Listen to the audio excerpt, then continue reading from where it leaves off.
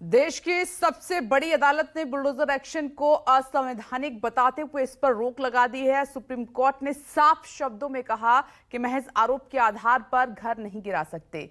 Court ने यह भी कहा कि प्रशासन को जज बनने की कोशिश नहीं करनी चाहिए। सुप्रीम कोर्ट के इस फैसले का स्वागत करते हुए विपक्षी दलों ने बीजेपी के खिलाफ मोर्चा खोल दिया है। समाजवादी पार्टी और कांग्रेस ने कहा कि देश में नफरती बुलडोजर से नहीं बल्कि संविधान से चलेगा।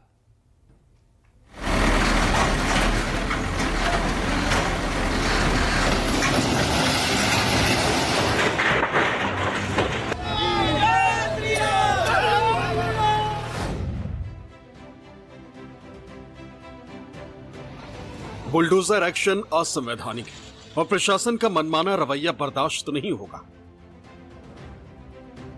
सुप्रीम कोर्ट ने साफ कर दिया कि सिर्फ आरोप के आधार पर किसी का घर नहीं गिराया जा सकता।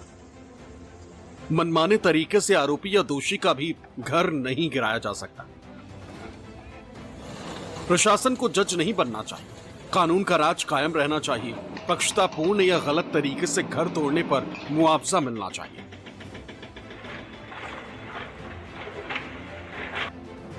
बुलडोजर एक्शन पर जस्टिस बी.आर. गवई और जस्टिस के.वी. विश्वनाथन के बेंच ने अपना फैसला सुनाते हुए कहा,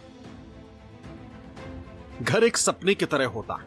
किसी का घर उसकी अंतिम सुरक्षा होती है। आरोपी के मामले में पूर्वाग्रह से ग्रसित नहीं हो सकते। सरकारी शक्तियों का दुरुपयोग नहीं होना चाहिए। अपराध की सजा घर तोड़ना नहीं है। किसी भी आरोपी का घर नहीं गिरा सकते।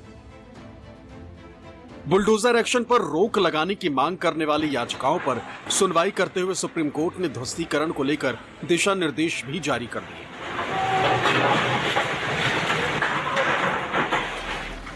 सुप्रीम कोर्ट की गाइडलाइन के मुताबिक बुलडोजर एक्शन को लेकर कम से कम 15 दिन की मोहलत दी जानी चाहिए। नोडल अधिकारी को 15 दिन पहले नोटिस भेजना होगा। नोटिस विधिवत तरीके से भेजना होगा। नोटिस निर्माण स्थल पर चस्पा भी होना चाहिए। नोटिस को डिजिटल पोर्टल पर डालना होगा। 3 महीने के भीतर पोर्टल बनाना होगा। पोर्टल पर इन नोटिस का जिक्र करना जरूरी है। कानून की प्रक्रिया का पालन जरूरी है।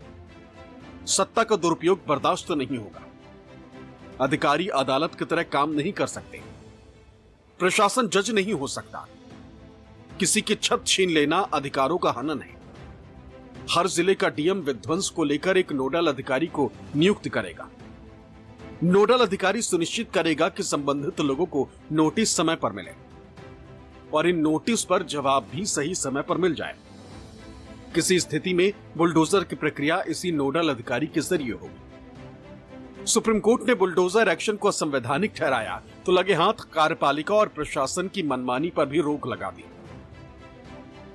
जाहिर है, देश के सबसे बड़े अदालत के फैसले ने विपक्षी दलों को उम्मीद की किरण दी और सत्ता पर हमला तेज हो गया। सीसामऊ में चुनावी सभा को संबोधित करते हुए समाजवादी पार्टी के मुखिया अखिलेश यादव ने कहा कि देश की सबसे बड़ी अदालत ने बीजेपी के बुलडोजर को गैराज में खड़ा कर दिया कि सुप्रीम कोर्ट ने क्या टिप्पणी की है और इस सरकार का जो बुलडोजर प्रतीक बन गया था उसके खिलाफ जो टिप्पणी की है और सुप्रीम कोर्ट में जो घर तोड़ना जानते हैं उनसे क्या उम्मीद करोगे आप? जो घर तोड़ने में सेकंड न लेते हो उनसे क्या उम्मीद करते हो? कम से कम आज के बाद उनका बुलडोजर हमेशा हमेशा के लिए खड़ा हो जाएगा गैराज में। अब किसी गरीब का घर नहीं टूटेगा।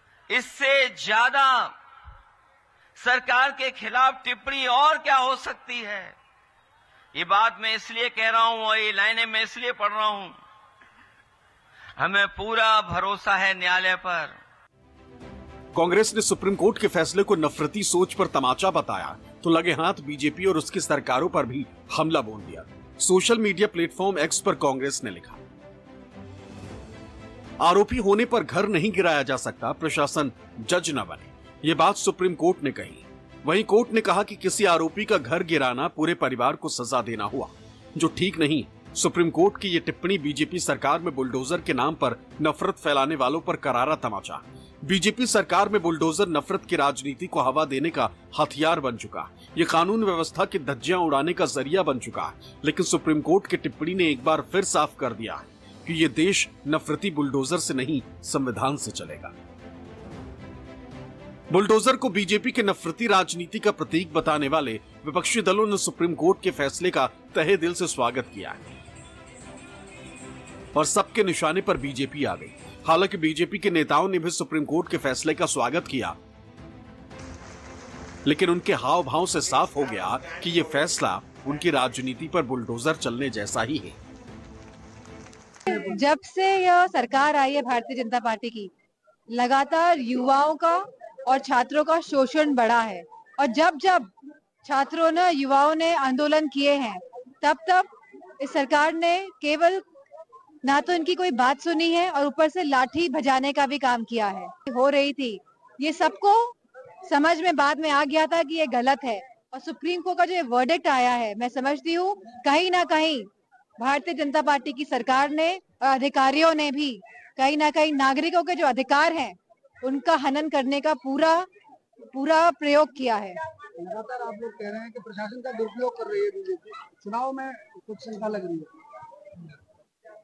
जिस तरह हम चुनाव देखते आए हैं 2019 के बाद देखिए, सुप्रीम कोर्ट के फैसले का स्वागत पूरा देश करता है, सरकार भी करती है, विपक्ष भी करता है। सरकार की मंशा नहीं कि किसी का मकान गिरावे। अगर कोई अपराधी अवैध संपत्ति कलेक्ट किया और सरकारी जमीन पर वो अगर मकान बनाया हुआ है तो उस सरकारी जमीन को खाली कराया जाता है। नहीं, निश्चित तौर से माननीय सर्वोच्च न्यायालय के इस आदेश का हम सब लोग सम्मान करते हैं और माननीय सर्वोच्च न्यायालय को धन्यवाद ज्ञापित करते हैं। निश्चित तौर से इस देश का प्रत्येक नागरिक जो अमन चैन चाहता है, जो भाईचारा चाहता है, जो समाज के अंदर सबको साथ लेकर चलना चाहता है, वो इसको स्वागत करेगा।